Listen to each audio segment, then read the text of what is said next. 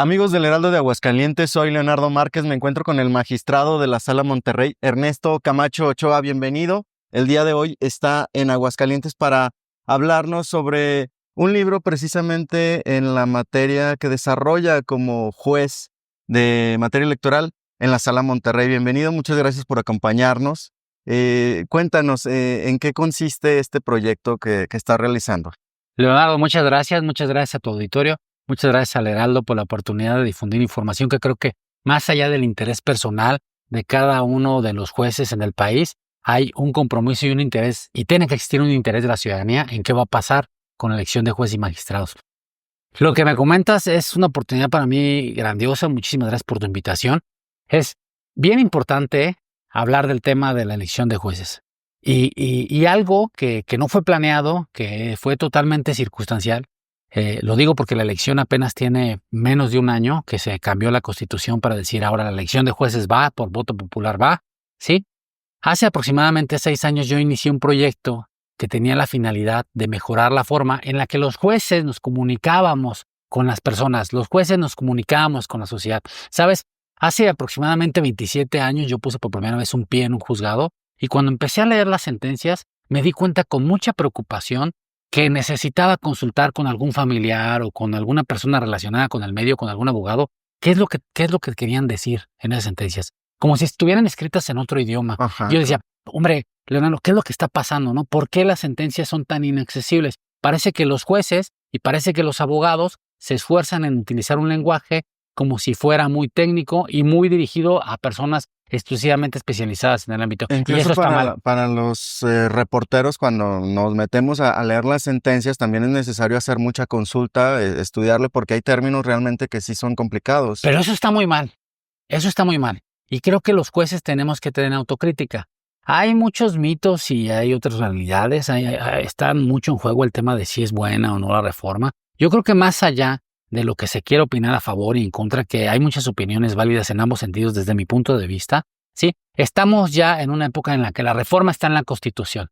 Entonces, es importante que en lugar de seguir cuestionando el proceso legislativo, partamos de que eso ya existe, es derecho vigente, y los primeros que estamos obligados a respetarlo somos los jueces y las personas a participar en la elección de jueces. Pero pasa algo bien importante, y esto tiene que ver con el tema del libro que venimos a presentar. Hace esas décadas que me di cuenta de la problemática que se enfrentaba, y posteriormente después cuando algún reportero precisamente me preguntaba qué es lo que quisieron decir aquí, me di cuenta que era impostergable, que era imprescindible, que era urgente ya, que cambiáramos la forma o que se cambiara la forma en la que los jueces se comunicaban con la sociedad. No sé por qué o en qué momento las cuestiones y las exigencias que establece la ley en cuanto a las formas se malentendieron o se malinterpretaron para considerar que los jueces tenían que decir sencillamente el caso que resolvemos es de A contra B, la pretensión o la petición se basa en esto y hay un artículo que dice esto y por tanto que si es fundado o no, que si le asiste la razón, que es ineficacia, o sea, lenguaje muy así enredoso, muy Que si se complicado. sobresee y Sí, todas estas cuando lo cosas. que teníamos que, cuando la obligación y esa falta de sensibilidad, si tenemos un poquito de autocrítica también los jueces, que debemos de tenerla, y yo no diría un poco, sino mucha autocrítica, en alguna medida somos corresponsables de esta falta de comunicación con la sociedad. Yo pienso que las sentencias, volviendo a lo más básico, volviendo a lo más importante, las sentencias lo que buscan es resolver problemas. ¿Cómo vas a resolver problemas si lo haces con un lenguaje muy complejo? Si lo haces, parece que quisieras que en lugar de resolver un problema, quisieras traer otro problema para que nadie entienda qué es lo que está pasando. Yo pienso que eso tenía que superarse y este libro habla de eso. Magistrado, en este bagaje que has tenido con tantas ponencias y proyectos, pareciera que la materia electoral es lejana a la gente, porque usualmente quienes están participando pues, son partidos políticos, son candidatos que están pues, tratando de proteger sus derechos electorales. ¿Por qué la gente tiene que estar consciente de la relevancia? ¿Por qué tendría que elegir estos, si me permites la palabra, juzgadores electorales? Porque entiendo que tú vas a participar en el proceso por la sala superior, que es el máximo órgano que delibera en torno a las elecciones, ¿no? Es la última palabra y actualmente funges como magistrado en la Sala Monterrey, como ya lo habíamos mencionado. Ahí que tiene el foco de interés para la ciudadanía. A ver, yo creo que tú, que evidentemente eres una persona preparada y muy lista y especialmente porque te dedicas a esto, entiendes la problemática social y sabes de lo que estamos hablando. Pero lo que acabas de decir creo que para mí es algo de lo más alarmante y creo que es algo que nos tiene que llamar la atención de todos. La verdad es que nadie sabe o muy poca gente está informada sobre qué es lo que está pasando. Y en última instancia, ¿por qué tengo que elegir a los jueces? Así como tú dices, así casi literal, ¿por qué tengo que elegir yo a un juez electoral? ¿Por qué me importa por quién va a ser un juez electoral? Bueno, alguien podría pensar, y casi siempre se pone como centro de atención, los derechos de la persona que quiere ser juez. No, pues que si mi derecho a ser juez, que si el derecho a que me elijan de esta forma o de otra forma, etcétera. Pero muy pocas personas se ponen a ver lo que nos acabas de compartir, que para mí es lo más importante, que es, ¿por qué a la sociedad le importa elegir a un juez electoral? Bueno, le deben importar por muchas razones. Primero, porque nos guste o no, las decisiones de los jueces, incluidos los electorales, tienen trascendencia sobre la sociedad. Esto dicho de manera sencilla, ¿qué significa? Significa que si mañana la persona que sea juez va a decidir qué candidato o no es el presidente municipal, por ejemplo. Si una mujer o un hombre tienen que ser el diputado o la diputada. Ya pasaron las elecciones, sí, pero los jueces electorales deciden si esa persona tiene que ser hombre o si tiene que ser mujer. ¿Cuál es la edad mínima para participar? ¿Dónde es donde vivía? ¿Tenía que vivir en ese municipio? ¿Tenía que vivir en ese distrito? ¿Hay que sancionar a una persona por lo que expresó durante la campaña? ¿Cuáles son las cosas que puede expresar o no? En fin, a la postre son decisiones que le trascienden a todo el mundo. Lo mismo pasa con el resto de los jueces civiles, los jueces penales, los jueces mercantiles. Claro que importa que si mañana alguien te corre de tu trabajo, tú tengas la oportunidad de irle a pedir a alguien que va a ser un juez, oye juez, ¿puedes hacer que me paguen o que me recuperen mi trabajo? Alguien no te paga un dinero o te quiere exigir un crédito de manera violenta o fuera de los plazos. Oye juez, él me está pidiendo esto, pero eso no es en lo que quedamos. Oye juez, alguien me quiere quitar mi casa. Oye juez, alguien no quiere pagar la manutención de mis hijos. Oye juez, etcétera. El derecho está presente en todos los días de nuestra vida y creo que es importante y lo estamos subestimando.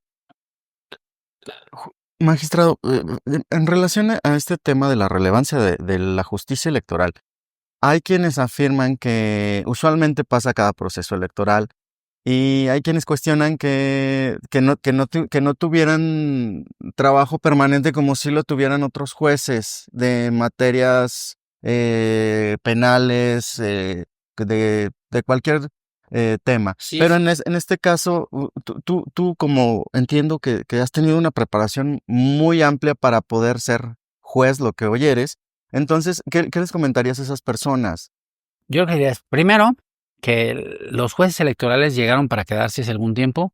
Eso no fue una decisión de los propios jueces. La Corte Suprema dijo, los jueces electorales tienen que estar todos los días del año, igual que los jueces civiles, igual que los penales. ¿Por qué? Porque siempre hay casos que resolver, siempre hay una multa que resolver.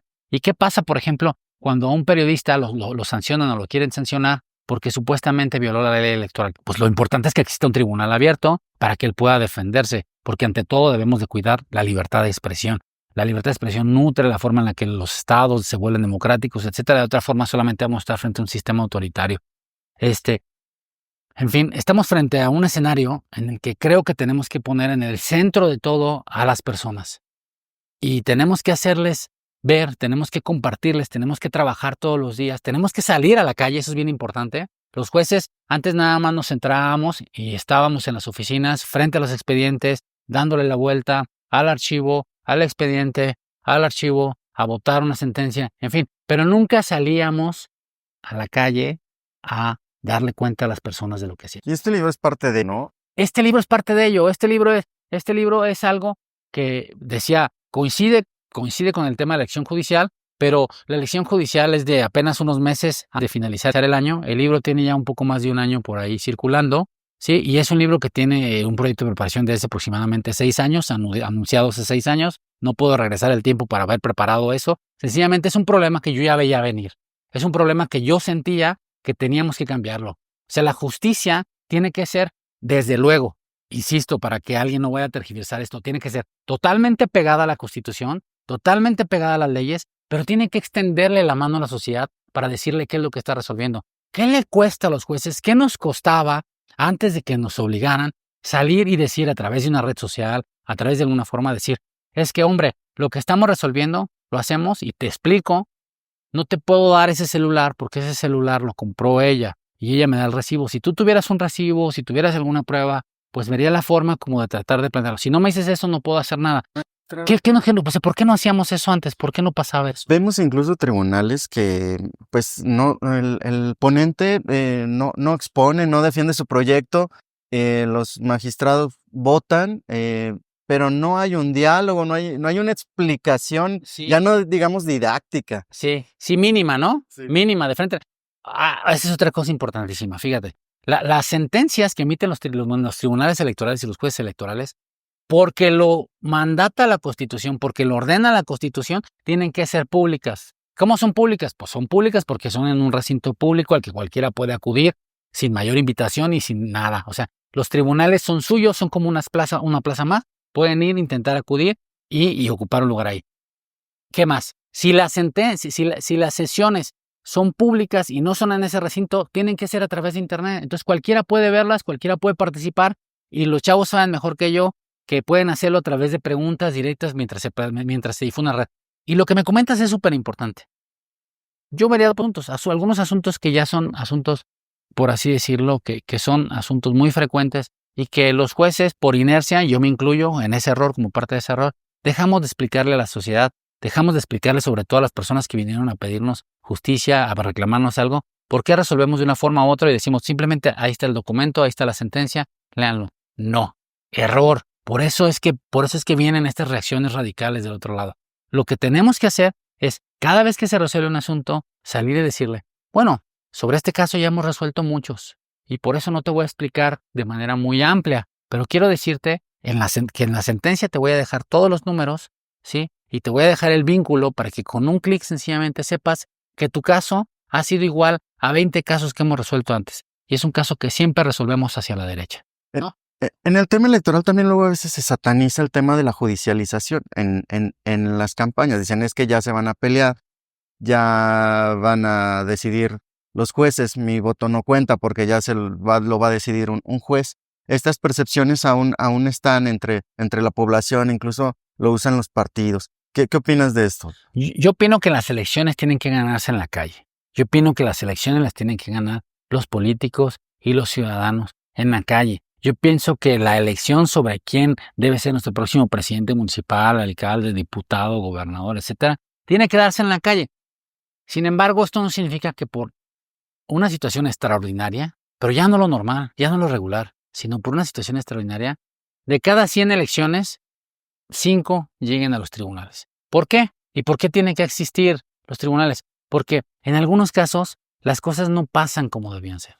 Y entonces hay dos percepciones encontradas, dos percepciones enfrentadas. Una, la que piensa que gané, no importa, haya sido como haya sido. Y otra que piensa, bueno, ganaste porque hiciste esto indebido, te gastaste este dinero de más, tuviste estos accesos a los tiempos en televisión de más, pagaste en las redes sociales de más, rebasaste el tope de campaña.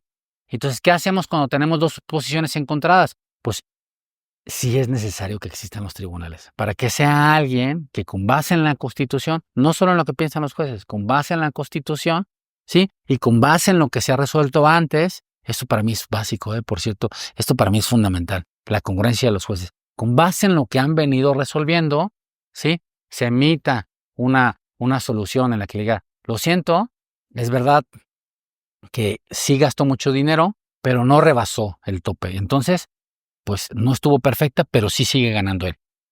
Magistrado, finalmente, a reserva de que nos puedas dar unos comentarios, me gustaría conocer tu opinión respecto a qué se espera de la reforma judicial después del 1 de junio, que son las elecciones de jueces. ¿Qué se espera con esta reforma judicial? ¿Qué expectativas debe de haber? Y sí, exactamente, ¿qué tendría que esperar la gente? ¿Qué tiene que pensar la gente de este proceso? Yo pienso que hay dos cosas. Una, sí, en efecto, es qué va a esperar la gente. Y otra cosa es, ¿qué debemos hacer como gente? ¿Qué debemos hacer como personas? ¿Qué debemos hacer como ciudadanos? Estamos acostumbrados a que nos digan, sencillamente, qué hacer y qué no hacer. Pero nosotros creo que somos los titulares del poder. Mi mamá, tu prima, tu papá, tu hermana, tu vecina, tu cuñada, tu hija. Todos somos los que tenemos el poder. Y lo primero que quisiera hacer es, obviamente, No se puede llamar a votar a favor por nadie. Nadie debe de llamar a votar a favor por nadie. No estamos en el tiempo. Soy juez y lo primero que hago es tener un compromiso fuerte con el respeto a la ley. No es tiempo en el que nadie llame a favorecer a nadie o a emitir opiniones en contra de nadie. Lo que sí podemos hacer como sociedad y lo que debemos hacer es en la familia, en la escuela, en el trabajo, en la oficina, en el autobús, en el taxi, en el transporte, en el Uber, en donde sea, tenemos que empezar a hablar de que el 1 de junio va a haber una elección de jueces. ¿Y qué es lo que tenemos que esperar? Pues primero, que nosotros esperemos que actuemos, que busquemos, que participemos por el que quieran, como quieran. ¿Cómo participar? Participar de manera informada. Los candidatos en su momento se anunciarán en redes sociales, busquemos sus redes sociales, veamos, pero sobre todo no solamente veamos si sonríen bien, si están guapos, si están guapas, si son personas que son muy simpáticas, que simplemente son fotogénicas, qué comieron, qué tal cosa. Eso es importante, saber el día a día, la vida, etcétera, qué impresión te da. Hay una trayectoria, ¿no? Siempre detrás de una Exacto, Leonardo. O sea, yo entiendo que tú tienes ventaja, eres un periodista con mucho prestigio, eres una persona muy informada, te dedicas a eso, pero eso quiero que lo sepa la gente, debemos de querer que lo sepa la gente. O sea, además de ver el TikTok, además de ver el Facebook, además de ver el Instagram, tienen que fijarse si las personas que van a ser candidatas publican cosas con el ánimo de transparentar quiénes son. Es decir, qué han decidido, cómo decidieron el asunto A. Y entonces tú podrías decir, ¿a favor o no del matrimonio igualitario? ¿Cómo resolvieron el asunto B? ¿A favor de los alimentos o no? ¿Cómo resolvieron el asunto C? ¿A favor del uso libre de las drogas o no? Porque algunas personas podemos no estar a favor de las drogas, otras sí, etcétera, y es libre. Pero lo que importa es que se presenten, que nos digan qué preparación tienen, que nos digan preparación, experiencia y cuál es su forma de pensar, o sea, su ideología. Preparación, experiencia e ideología, para que nosotros podamos elegirlos a ellos. Eso sí les toca, esa chamba sí les toca a ellos, a cada candidato, a cada candidato y a la mía. Magistrado Ernesto, muchísimas gracias por acompañarnos en este día en el Heraldo de Aguascalientes. Síganos en nuestras redes sociales precisamente para darle seguimiento a este gran proceso electoral de la reforma judicial. Muchas gracias. Participen.